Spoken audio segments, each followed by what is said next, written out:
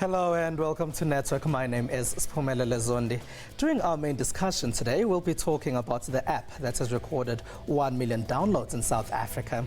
It was launched by movie distributor Econet less than a year ago. 1 million downloads for an app is believed to be a first for South Africa. We'll also talk movie downloads, piracy and other issues with them. You can be a part of that discussion by using our handle at SABC Network on Twitter. You can also use hashtag SABC Network. First, your technology news.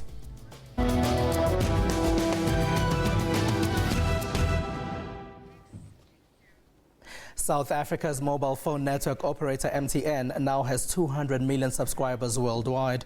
They have, however, lost 3.2 million users for the 6 months that ended in June. In its native South Africa, it would seem MTN is in decline. 600,000 people left them in only 6 months. The network operator is being taken to court in Swaziland. It has also experienced data and billing glitches in Nigeria. Here's producer Zile Khaswane with MTN's current global outlook. While it's Africa's biggest mobile phone network operator, MTN cannot claim the same title in its home market, South Africa. It continues to lose subscribers here while gaining millions more in its biggest market, Nigeria. In the last week, the group reported that its total subscriber base for South Africa declined by 600,000 people in the first 6 months of the year. This has left it with just 25 million subscribers here compared to 55 million in Nigeria and 42 million in Iran. So why is MTN subscriber list bleeding customers at home? This is a very highly penetrated market, and also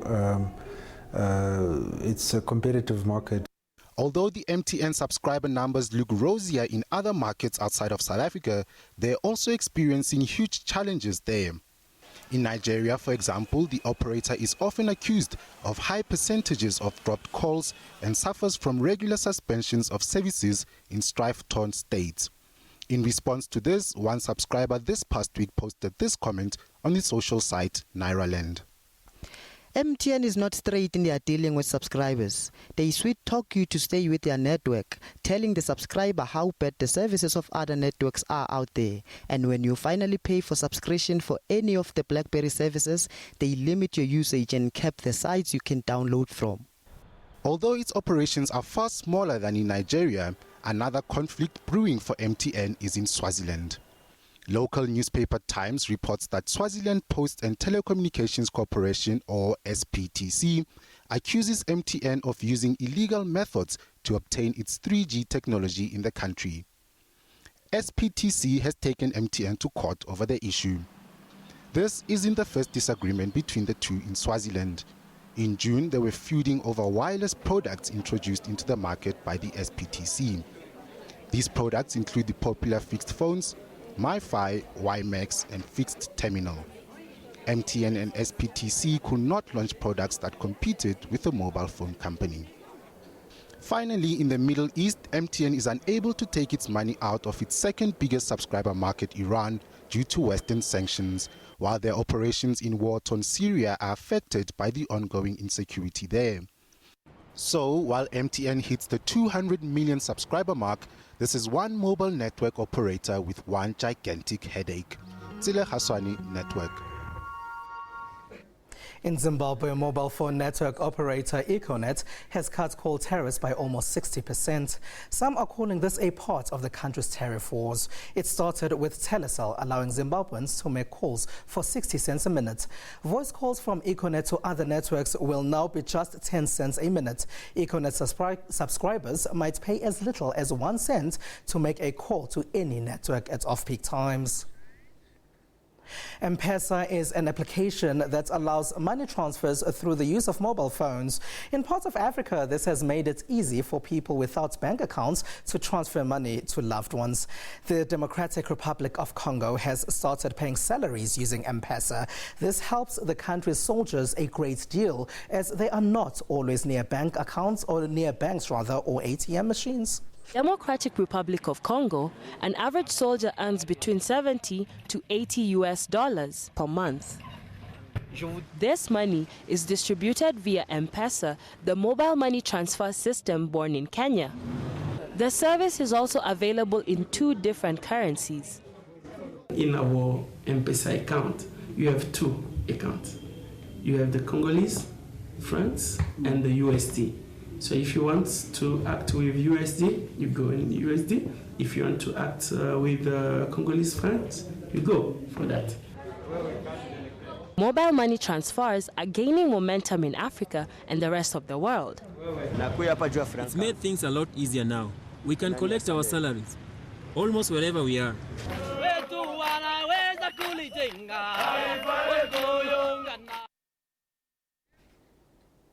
South Africa's capital city, Pretoria, will soon become the first metro in Africa to have free wireless internet hotspots.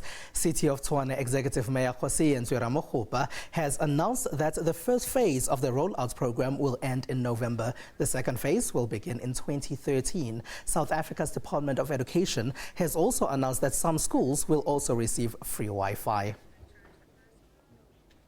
The Ivory Coast has released the country's first 3D animation movie.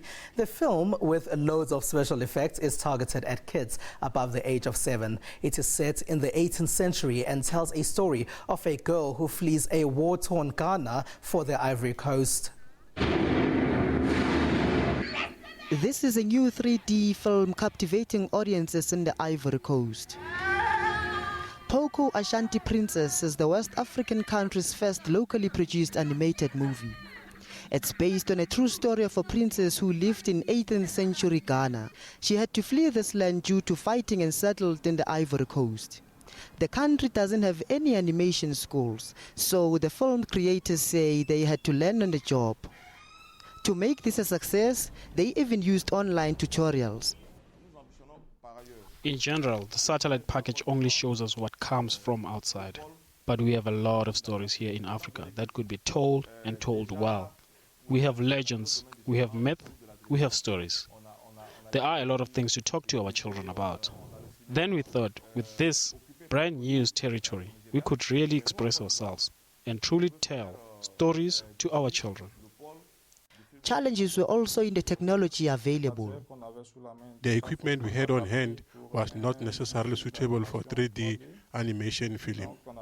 We had to make do with what we had. We had to adopt or reconfigure our goals to the material we had. The third problem is financing. We had to support a production over 2 years. That was not an easy thing. They say they want the Ivory Coast to be the animation hub on the African continent. In the past week, Blackberry announced it will consider takeover bids. The Canadian company has been searching for investors for over a year now. Investors have so far shunned the mobile phone handsets manufacturer. Blackberry's market value has dropped to an estimated $5.7 billion US. At its peak in 2008, it was estimated at over $80 billion. Blackberry 10 phones were released earlier this year, but they have failed to make an impact in the market. Competition from iPhone, Samsung and other Android phones has been too stiff. Samsung has also announced that a BlackBerry Messenger, or BBM, a chat app on BlackBerry phones, will soon be available on Samsung Galaxy smartphones. Scientists in the US and Turkey have created rabbits that glow in the dark. Although this may seem like fun and creative science, there's a serious reason behind why they did this. Here's the full story. At first glance, they seem like normal rabbits. Until you do this, switch off the lights. 6 little rabbits disappear while 2 glow in the dark. The 2 rabbits, whose genomes have been altered by the transfer of their genes, were born earlier this month at the University of Istanbul out of a litter of 8. During their embryonic phase, all 8 rabbits were injected with a fluorescent protein from jellyfish DNA. This was done by Turkish scientists through the help of their American counterparts at the University of Hawaii. The embryos were then placed back into the mother rabbit, and when the litter was born, 2 of the rabbits carried the glowing gene. This sounds like a lot of fun for the scientists, but their results will in future benefit us humans. The goal of the research is to introduce a new beneficial gene into female rabbits to collect the protein produced in their milk. The scientists say this could lead to efficient ways to produce medicines for humans in the future. A motorized backpack that allows people to shoot off and fly into the sky is something many have seen in comic books and film. Well, this has become reality. New Zealand makers of the Jetpack think they've made something much better than what you've seen in Bond movies.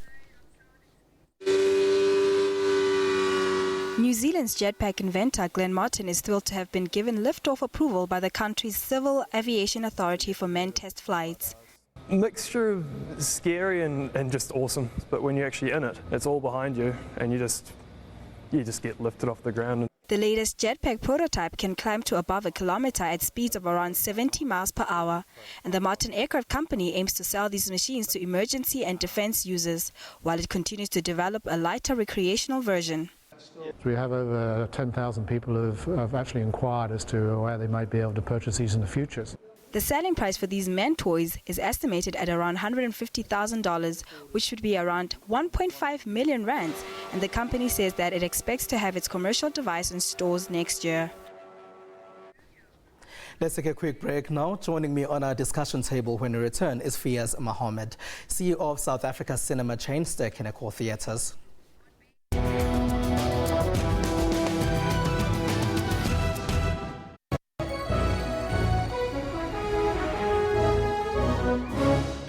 As the biggest, the most extensive, diverse news organization and the best content provider of choice in Africa, we aim to offer the nation breaking news, continuous content update, and current affairs programming throughout the day. We are extremely devoted to putting the news in context and providing the nation with the news they want in their own language. We reflect the world to the nation and the nation to itself. This is SABC News, all local, all global, all the time. Exclusive to DSTV. With so many bad incidents happening around us, we continue sourcing, unpacking and televising nation-building and compassionate stories. From the nation's pride, those who go all out, top achievers, hard workers, those dedicated to making this country a better place, and unusual friendships. Catch all these and more on SABC News. You're watching SABC News. I'm Laurette Morgan, and you can join me every weekday between 10 and 12:30 for AM News. I am excited for the first time. I'm not only going to wait for 7 o'clock news or 6 o'clock news. For all the latest breaking local and international news, come and unpack the news day with me every weekday at 10. Get all the latest news from the SABC's online news services on our website. Breaking news and in-depth coverage of everything from business, sports to politics and lifestyle. Catch the top news clips and watch live streaming of major news events on the SABC News YouTube channel whenever. Stay connected on the SABC News Facebook page and have your say on news that matters to you. And for the latest headlines and live updates from our reporters, follow us on Twitter. SABC Digital News, anytime, anywhere.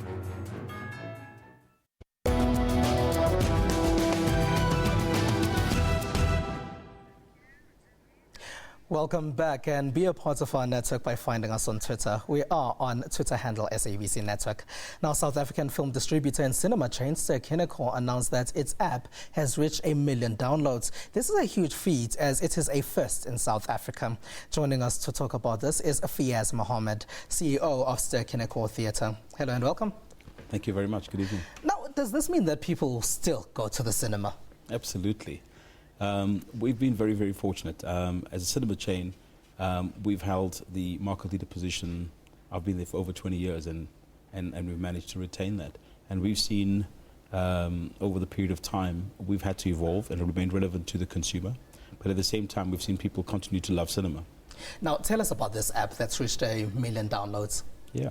So that was very interesting. We started the project around September last year, is when we first launched it. And we looked around and said, what would be our expectation for this app? And the best we could come up with, around 150, 200,000 downloads in a year, we'd be very satisfied with that result.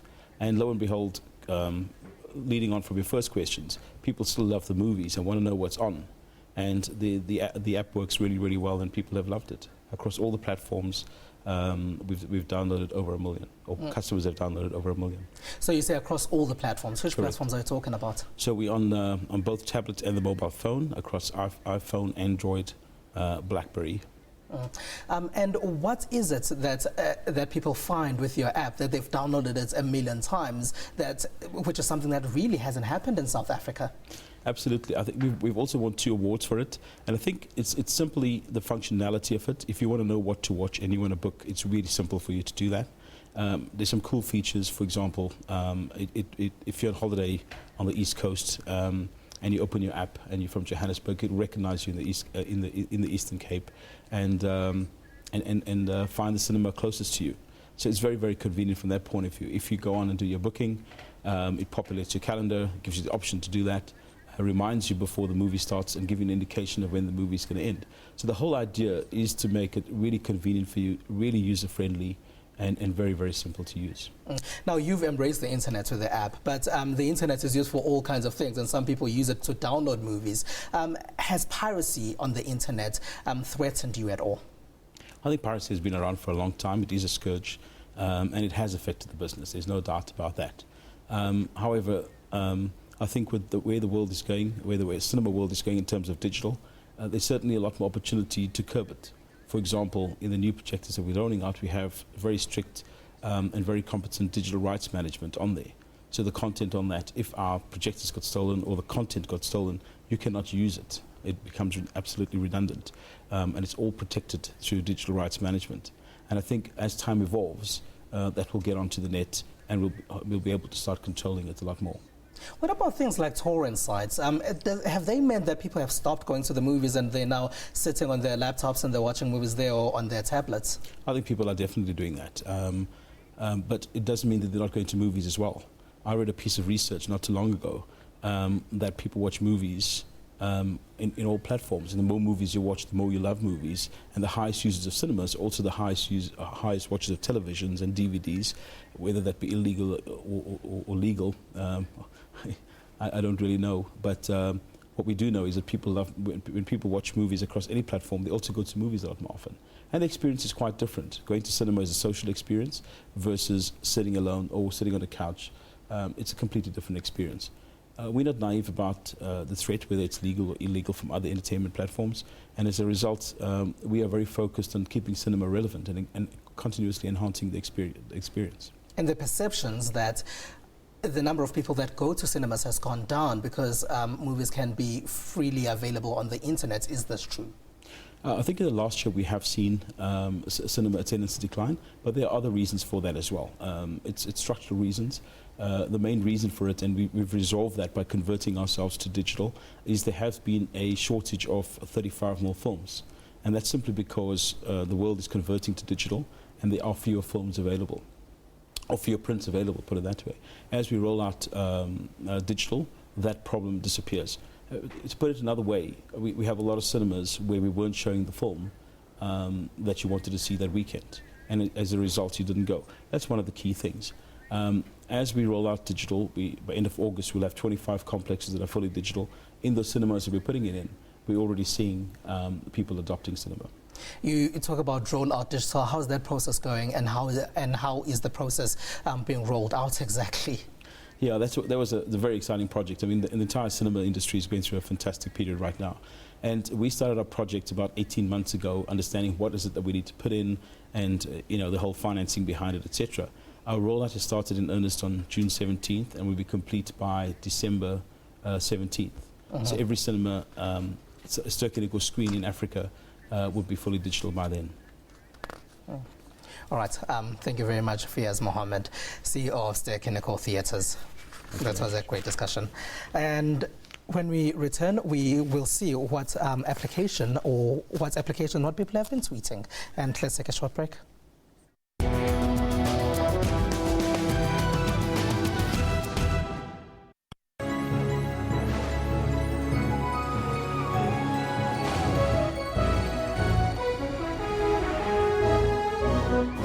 Get all the latest news from the SABC's online news services on our website. Breaking news and in-depth coverage of everything from business, sports to politics and lifestyle. Catch the top news clips and watch live streaming of major news events on the SABC News YouTube channel whenever. Stay connected on the SABC News Facebook page and have your say on news that matters to you. And for the latest headlines and live updates from our reporters, follow us on Twitter. SABC Digital News, anytime, anywhere. Why watch the news on SABC? We bring you news in your own language. News that affect you. Sports. We have Catherine Drew, SABC News at the High Court in London. Shervin Brightsby's SABC News. Sarah Kimani, SABC News, Nairobi. We touch and change people's lives. SABC News, Africa's news leader. You're watching SABC News. I'm Laurette Morgan, and you can join me every weekday between 10 and 12:30 for AM News. I'm excited.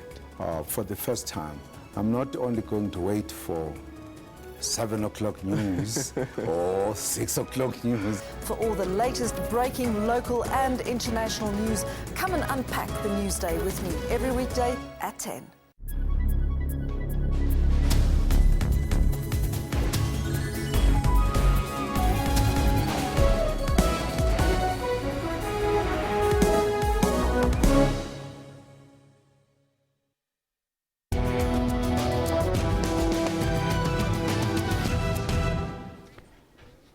Welcome back. Remember, you can be a part of our network by following us. It's at SABC Network on Twitter.